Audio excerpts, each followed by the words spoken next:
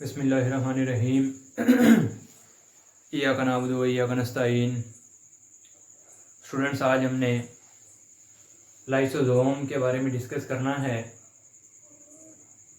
Cytoplasmic organelle है, cytoplasm में पाई जाने वाली एक ऑर्गेनेली है लाइसोसोम। तो जब लाइसोसोम के बारे में हम बात करते हैं तो ये दो वर्ड से मिलके बना है, लाइसो और सोमा। लाइसो निकला है, हम कहते हैं लाइसिस, और सोमा हम कहते हैं बॉडी। लाइसिस का मतलब है ब्रेक डाउन। अब इसका ये मतलब हुआ है कि ऐसी ऑर्गेनेली है जो क्या करवाती है, ब्रेक डाउन करवाती है, ब्रेक डाउन और lysis into the cell.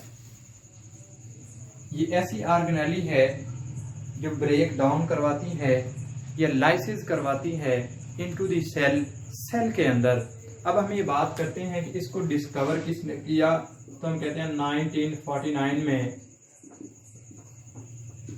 D Dave एक साइंटिस्ट था जिसने इसको क्या किया, डिस्कवर किया।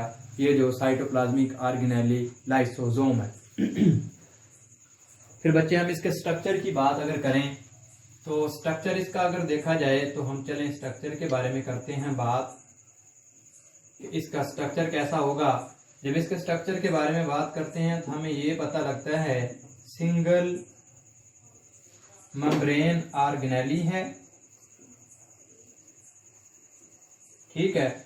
और इसके अलावा हम कहते हैं mostly present in all eukaryotes. अब हम कहते हैं कि ये डिराइव कहाँ से हुई हैं, ये डिराइव फ्रॉम गोल्गी कॉम्प्लेक्स। किस तरह से, एंडोप्लाज्मिक रेटिकुलम गोल्गी कॉम्प्लेक्स को इंफॉर्मेशन देता है, गोल्गी कॉम्प्लेक्स वेजिकल बनाती है और इस वेजिकल को हम लाइसोसोम कहते हैं। और ये जो लाइसोसोम है हम इसको कहते हैं कि ये कंटेन हाइड्रोलिटिक एंजाइम। इसके बारे में हम ये कहते हैं कंटेन हाइड्रोलिटिक एंजाइम्स। इसके अंदर एंजाइम्स प्रेजेंट होते हैं और ये एंजाइम क्या करते हैं, फॉर द ब्रेक डाउन, किसी भी चीज को तोड़ने के लिए ये ऑर्गेनेली जो है लाइसोसोम, इसके अंदर क्या पाई जाती हैं, इसके अंदर बेटा एंजाइम पाए जाते हैं। वो एंजाइम असल में इसके पास आते कहाँ से हैं, जो यहाँ पे हमने इसको कहा है कि देखें एंडोप्लाज्मिक रेटिकुलम है, एंडोप्लाज्मिक रेटिकुलम ने सारा वेस्ट मटेरियल इकट्ठा किया या इसने एंजाइम प्रोड्यूस किए और वो एंजाइम इसने गोल्गी कॉम्प्लेक्स को दे दिए। अब गोल्गी कॉम्प्लेक्स का काम क्या है भला, उसके सिस और ट्रांस फेज, दो फेज हैं जिनमें वो मैच्योरिंग फेज है जहां से वेजिकल फॉर्मेशन होती है।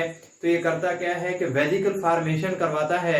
अब ये जो वेजिकल इसने बनाया है गोल्गी कॉम्प्लेक्स से जो टूट के अलग हुआ है, हम यहाँ पे बात करते हैं, ये हमारे पास क्या है, इट्स ए गोल्गी कॉम्प्लेक्स। और इस गोल्गी कॉम्प्लेक्स से क्या हुआ कि ये वेजिकल अलग हुआ, इस वेजिकल में एंजाइम फिल कर दिए इसने गोल्गी कॉम्प्लेक्स ने, और इसको फिर हम कह रहे हैं ये हमारे पास क्या है, इट्स ए लाइसोसोम। ये हमारे पास क्या है, लाइसोसोम है। और इसके अंदर वो सारे के सारे एंजाइम्स प्रेजेंट हैं जिन्होंने क्या करना है, किसी भी चीज का ब्रेक डाउन करवाना है। अब हम इसके फंक्शंस की बात करते हैं। फंक्शंस, तो बच्चे इसके फंक्शंस की बात करें तो हम यहाँ पे कहते हैं कि इसके जो मेन फंक्शन है हम कहते हैं फैगोसाइटोसिस है, और दूसरा इसका फंक्शन है ऑटोफेगी। चलें करते हैं डिस्कस फैगोसाइटोसिस को।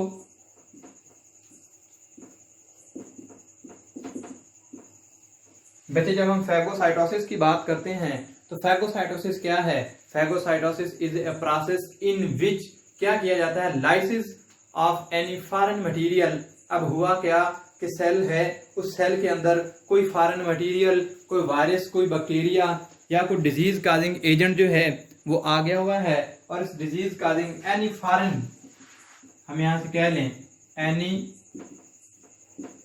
फॉरेन मटेरियल ऑर्गेनिज्म, या हम कह लें कि पैथोजेंस,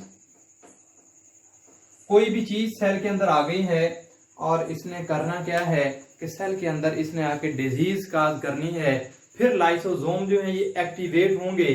जब लाइसोसोम एक्टिवेट होंगे तो लाइसोसोम करेंगे क्या कि इसकी फैगोसाइटोसिस, ब्रेक डाउन करेंगे, इसकी तोड़ फोड़ करेंगे, ठीक है, इसको लाइसिस कर देंगे। बाहर से आने वाला जो है उसके साथ ही अटैच हो जाता है जो लाइसोसोम है, जिसको हम लाइसोसोमल यूनिट कहते हैं, ठीक है। अब इसके पास एंजाइम्स थे, उन एंजाइम्स को ये गिराता है बाहर से आने वाले किसी भी बैक्टीरिया, वायरस या जो भी चीज आई है, फॉरेन मटेरियल जो है, पैथोजेनिक कोई भी चीज है, उसके ऊपर इसने गिरा दिया और उसको फिर क्या कर देता है, ब्रेक डाउन कर देता है, जो क्या कहलाता है, फैगोसाइटोसिस कहलाता है। कि कोई भी फॉरेन मटेरियल अगर सेल के अंदर आ गया है, इस फॉरेन मटेरियल को पकड़ के ठिकाने लगाना है, इस फॉरेन मटेरियल को डेड करना है ताकि ये कोई भी डिजीज काज ना कर सके, तो ये फिर हमारे पास क्या है, फैगोसाइटोसिस।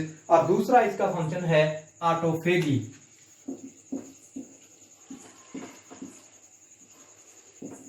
ऑटोफेगी को हम बच्चे सेल्फ ईटिंग भी कहते हैं। मतलब क्या कि ये अपने ही सेल्स को खाना शुरू कर देता है। अपने ही सेल्स को कैसे, जो हमारे पास ओल्ड सेल्स हैं, जो हमारे पास डेड सेल्स हैं हमारी बॉडी के, हमारी बॉडी ने जो प्रोड्यूस कर दिए हैं, उनको ये खाना शुरू कर देता है, उनको डाइजेस्ट करना शुरू कर देता है, जो क्या कहलाता है, ऑटोफेगी। मिसाल के तौर पे हमारे पास आरबीसी है, 120 डेज से प्लस हो गया है, अब वो वेस्ट है, अब उसको डेड हो गया है, तो उसको क्या करना है, ठिकाने लगाना है, उसको फिर ये जो हमारे पास ये है ऑटोफेगी, लाइसोसोम क्या करवाएंगे, वहां पे ऑटोफेगी करवाएंगे, उस सेल को पकड़ के डेड कर देंगे, उस सेल को पकड़ के बस्ट करवा देंगे, उसकी जो मेम्ब्रेन्स हैं उनको बखेर देंगे, ठीक है। और जो अब हमारे पास कुछ जिस तरह के माइटोकॉन्ड्रिया है वो ओल्ड हो गए हैं, ज्यादा फंक्शन परफॉर्म नहीं कर पा रहे, उन सेल्स को भी जो है ये खा जाता है, और इस सारे प्रोसेस को हम कहते हैं, ये हमारे पास ऑटोफेगी का प्रोसेस है। और फिर हम कहते हैं कि कुछ डिजीज से रिलेटेड है, लाइजो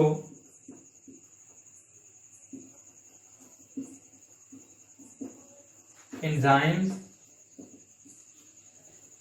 डिजीज रिलेशन। हमारे पास कुछ बच्चे डिजीज हैं जो इन एंजाइम्स के ना होने की वजह से वकूअ पजीर होती हैं। कुछ हमारे पास डिजीज हैं, ठीक है, जिस तरह के अभी हमने डिस्कस करनी है, टे-सैक डिजीज है या ग्लूकोनियोजेनेसिस है। अब होता क्या है कि यहाँ पे इनकी शॉर्टेज हो गई है एंजाइम्स की, या तो एंजाइम है ही नहीं, ये शॉर्ट हो गए हैं, लाइसोसोमल एक्टिविटी हो ही नहीं रही, ब्रेक डाउन हो ही नहीं रही, तो वहाँ पे फिर मसाइल क्रिएट हो जाते हैं। हम बात करते हैं ग्लूकोनियोजेनेसिस टाइप 2 की। हमारे पास क्या है, ग्लूकोनियोजेनेसिस